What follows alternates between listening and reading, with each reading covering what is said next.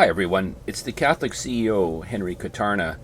Today's Catholic Business Wisdom Series topic is SMEs. SMEs are small to medium enterprises. That is an official definition around the world.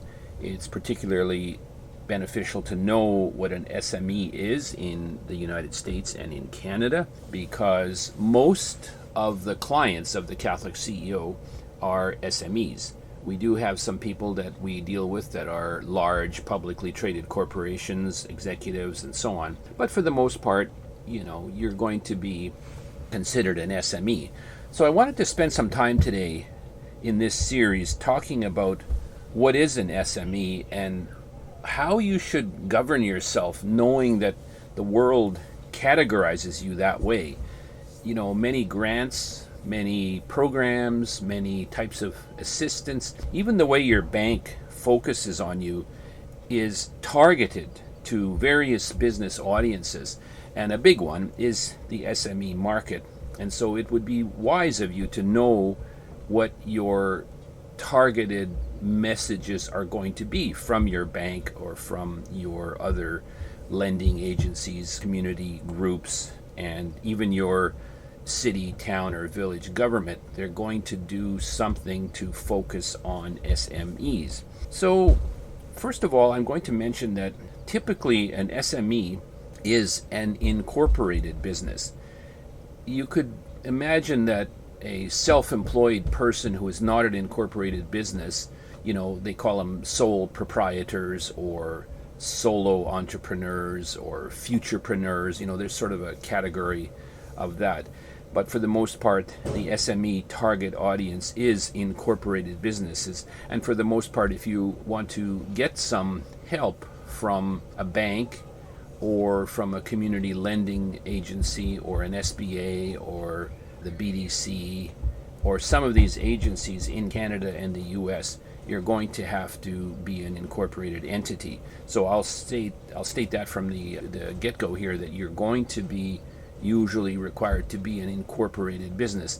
And that's not that difficult. It costs a bit of money, yes, but you can incorporate easily and you can gain a lot of advantages from incorporation, including the fact that it's a bit of a firewall in case you get sued or somebody decides to attack you in so many different ways. You will be protected to some extent by your incorporated status.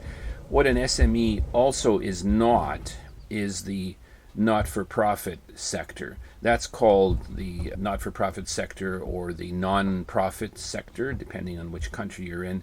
But that is really not considered under the SME because it's not necessarily, it operates under business principles, as you know.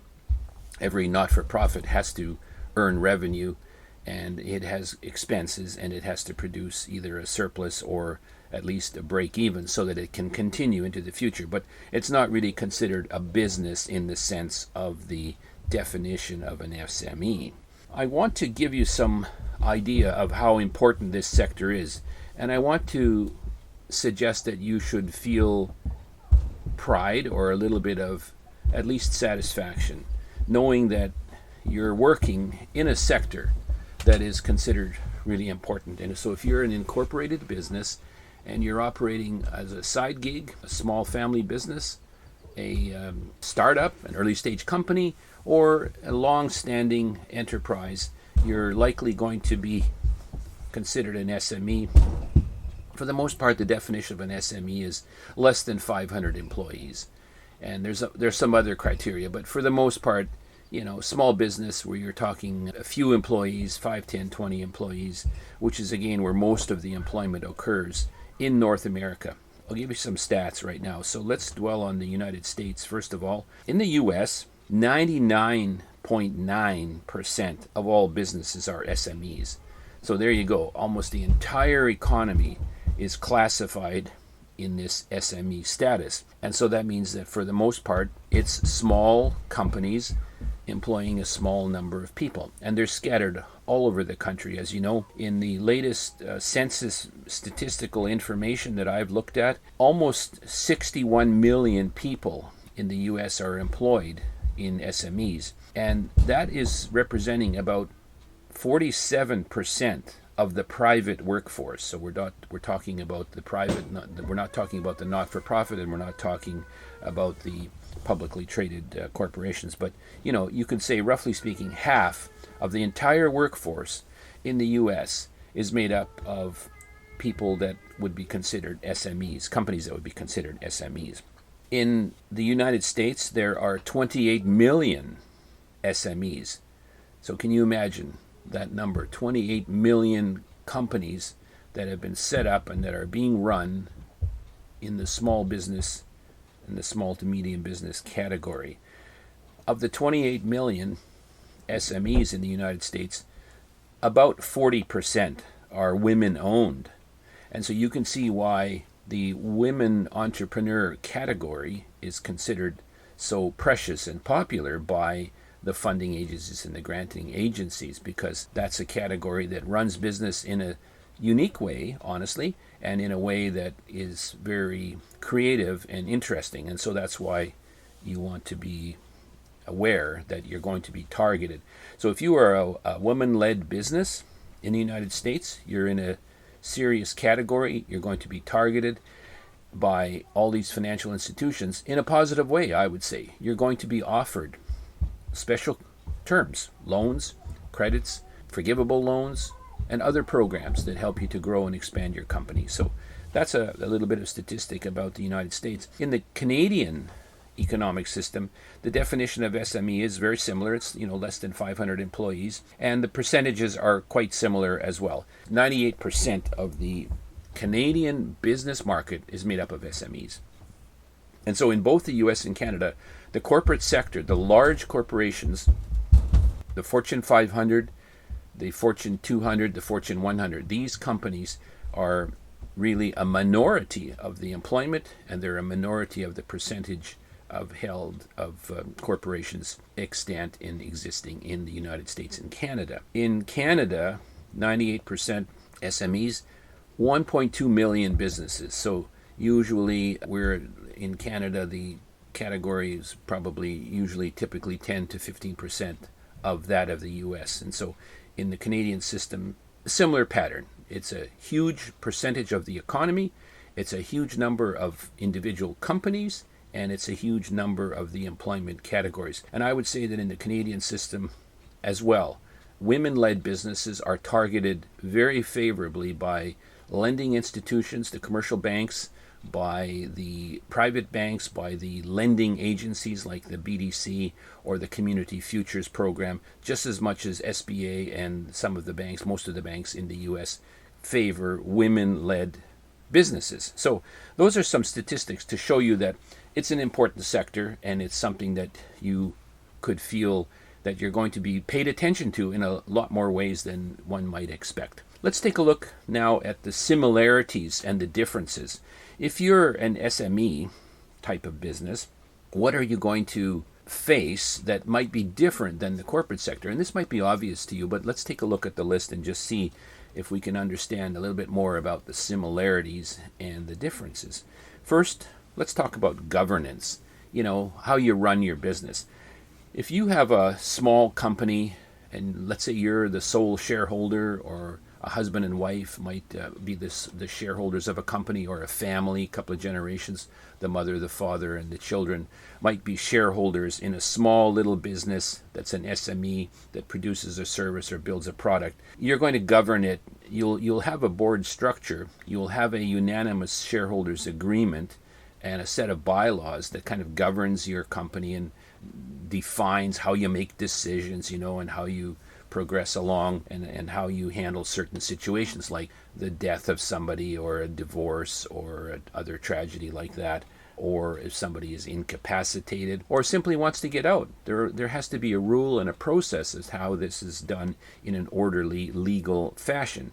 So that's, in the small SME market, you're unlikely to have a fancy board structure with separate board governance and committees and things like that to help you set strategy. Usually the owner of the business, the staff of the business, is going to also be the governing board of the business. And that's why you'll see in a small family-owned business, the father or the mother might be the president of the company or the general manager and be fully responsible for the operations of the business, but they'll also be chairman of the board or chair of the board or be a principal player on the board. So that's a difference. Of course, in a large corporate setting, you're going to have professional board members paid usually with a large stipend, and there will be rules that govern what kind of board members you can bring in there. You can be insiders, but only to a certain percentage. You have to have external outside board members that come in from outside and that are not dependent on management, and in fact may not even own shares, although board members in the large corporate world can get options or warrants, which are the rights to purchase shares. They may even be granted shares, and they certainly will be compensated. Whereas down in the SME sector here, you're not going to pay your board members. You might buy them lunch, or you might buy them a hot dog or a milkshake sometime, you know what I mean? So governance differs in the SME sector from that of the corporate sector. But the thing that doesn't differ is that there has to be leadership. There has to be governing leadership, whether it's a small side gig where you're building something at home, or you're making a special sauce, or you have a food product, or you're doing accounting or bookkeeping or some kind of a service. You're going to have to deal with the fact that somebody has to make decisions in that business and run it. The only difference is in the structure and even in the process. But the common feature on governance is that somebody has to run every one of these businesses. So in the United States, you've got 28 million SMEs. There are 28 million people plus, 2, 3, maybe 4 times that amount that are involved in governing a business. And this is an area that we'll spend a lot of time on in this Catholic Business Wisdom series, because it's the most profound way that companies fail, really. And it's also the most interesting way and creative way that companies succeed, in the fact that they can separate the governance, the strategy, the positioning of the business from the actual administration or operation of the business. If you can, in your mind, even as a startup or early stage company or a home-based business or a side gig, if you can distinguish between strategy and ops, governance versus administration, leadership of the direction of the company versus good, solid operations of the company. That's the difference. Let's move then to the financing of the business. Once again, you'd know this. You've got in the SME sector, you'll bootstrap your financing. You might use your savings. You might take out a mortgage. You might take out a home equity line of credit. You might use your savings. You might use your pension or your various different savings accounts in order to fund your business. And bootstrapping could be even the most extreme form of bootstrapping, where you don't borrow any money. You just start and you make something, you sell it, you collect revenue, and then you kind of build a business from there. Whereas in the corporate sector, you might finance your business through an IPO, an initial public offering, or sometimes it's known as going public, where you list your company on a stock exchange. It costs you $250,000, $500,000 to set it up, and you get capital, liquidity as they call it, from people who buy shares in your business. So the public buys shares in your business, and then you can create, you get the capital that way to initially start your business or to grow it if you're already in place. Whereas back in the SME side of things, it's even tough to get a bank loan, as you know. For most SMEs, when there's no income or it's an early stage of company, less than 2 years in operation, no bank will be interested in you. And that's where you have to go to angel investors, or you might have to borrow money from friends and family, or you might have to go to these community banks like SBA, BDC, or some other agency that wants to foster the growth of businesses, including the women-led businesses, which are quite favored these days. So I just mentioned those. So on the financing side of things, then you've got tremendous difference between the entities and the way that they're financed. One of the most interesting features that I find ironic, if you have a small startup and you really know what you're doing, let's say you're a woodworker or you make type of machinery or your software, you might know what you're doing, but no bank will finance you until you have, let's say, 2 years worth of steady revenue. Whereas you can set up an IPO, you can start something from scratch based merely on an idea. And as long as you have the money to go through the process, a stringent process of getting listed on a publicly traded stock exchange, and you can get some money. So it's interesting. The large entity can be financed with no revenue. The tiny little entity that you're starting, you can't get financing easily. And it's ironic, I find, because and I'm sure the risk is higher at the SME side of things than it is on the corporate side of things, but still it's interesting about that kind of irony. Let's take a look now at the staffing of a company. If you're an SME, a small startup, you're a home-based business, what is the staffing model? Well, at the extreme, one person, let's say a mother or father or one of the children, starts a little business. Well, they do everything. You know this. This is not a surprise to you. You do everything. You wash walls, you clean the bathroom, and you make the sales, and you meet the customers, and you build the product, and you take it to the post office or the courier office for shipping. You do everything. Gradually, though, you start to create a fractional org chart. So you draw an org chart, and there's maybe 5 or 6 roles in it. There's sales, there's marketing, there's technology, there's operations, there's finance, accounting, bookkeeping. And you have all these functions, and maybe as you grow, you either divide your time intelligently around the 4 or 5 different jobs, or you start to take on fractional people, part-time contract people to do the job. So you might hire an accounting person or a finance CFO type person for 5 hours a month, let's say 10 hours a month, and you gradually start paying them, and it fills out your org chart, and you start to then delegate certain tasks to other people. Whereas if you do an IPO and you're launching, well, you'll have a team of professionals, highly paid, expensive people who are specialists in their area of responsibility. So this staffing thing is quite interesting. I grew up in a family business. I know exactly what it's like to do all the jobs. In a residential real estate investment business, I know how to do painting, landscaping, glasswork, plumbing, electrical, roofing, concrete, boilers, plumbing, HVAC, everything that goes into operating a building, including all of the servicing of those functions.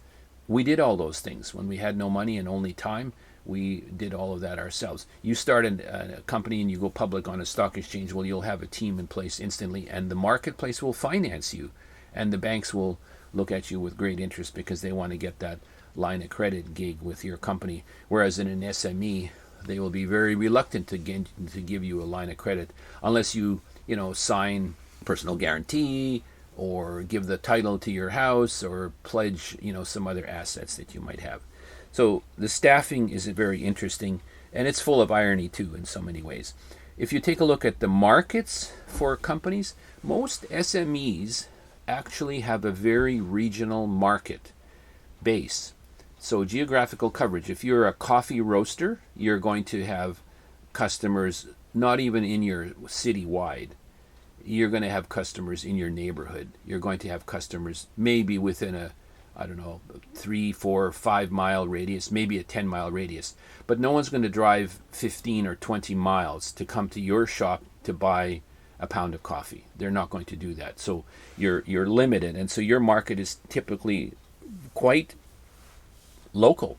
You might be regional. Let's say you're a grocery store chain, a small privately owned grocery store chain, maybe in your state or in your region in Western Canada, let's say, and you will have maybe 10, 15, 20, 30 stores. You might be a restaurant chain. You might be a chain of a fast food chain, maybe a chicken joint or some special recipe of yours.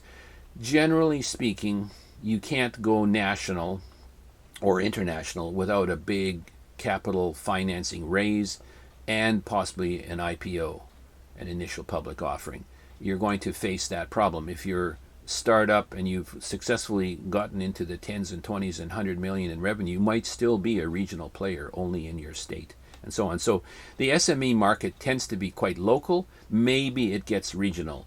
By the time you become a national body, or an international, global type of corporation, you're going to have hundreds of employees, maybe thousands of employees, and you're going to have a much larger marketplace than you anticipate. And so, again, a sidebar point, one of the risks for small and medium enterprise SME is that they bite off more than they can chew. They start expanding their market reach way beyond their capacity. And so there's an old lesson there about having a minimum viable product and selling it locally first, and then gradually adding features and geographic coverage and clever marketing and that sort of a thing. So those are some comments about the market. Let's actually dwell on products and features as well. Further to this minimum viable product idea, it is very important to have your products tailored for your market. If you're making, let's say you're producing what you call fast casual restaurants, let's say chicken, then you have a chicken recipe. If you're in the Southwest, you're going to have a particular taste and a particular way of finishing that product than you are if you're going to be in the South, or if you're going to be in the Northeast, or if you're going to be in the Midwest, or you're going to be out West or in the Northwest. So regional play like that means that you have to be careful about it. And so again, it's just one of the sidebar comments, a common pitfall of companies that grow from SME status to regional or global or national player is that they forget that their products and its features have to be tailored to still a regional or local market, even though the company itself has an international reach. So it's a complicated topic, but I think you can get my point. So there you go. This is a little summary then of the SME category, of which most of the friends and clients of the Catholic CEO are members. And I think it's quite exciting. I'm still positive about small business and the SME category, even though it's challenging. And during certain crises like wartime or pandemic time, SMEs are the ones that suffer the most because they are the ones that are easily ignored by legislation. They're easily shut down, and they're subject, to the flippant way the world seems to work sometimes. If you tell an SME that they have to limit their hours of opening or limit the number of people in their store, you actually have a profound effect on that particular small business. Whereas if you tell a large corporation to do that, they can usually absorb those costs and kind of spread them out over hundreds and hundreds of employees. So there's a little bit of care and attention required when you are starting a business, being in that SME category. But in a certain way, we could look at it not fatalistically, but there's no choice. If you're going to start small and you're going to start as a home-based business or a side gig or start a small industrial operation or a machine shop or something, you're going to have a local market, and you're going to have to be subject to the rules and the laws and the legislation in your area and the way the financial institutions treat you. So there you go, a little bit of a topic of SMEs, something to dig into a little bit and to study the statistics in your area about how your company is dealt with and is handling this SME category thing, which is very unique. So I think we'll end it there. It's the Catholic CEO, Henry Kutarna. Thanks for paying attention to this topic, and God bless you in your SME and in your enterprise.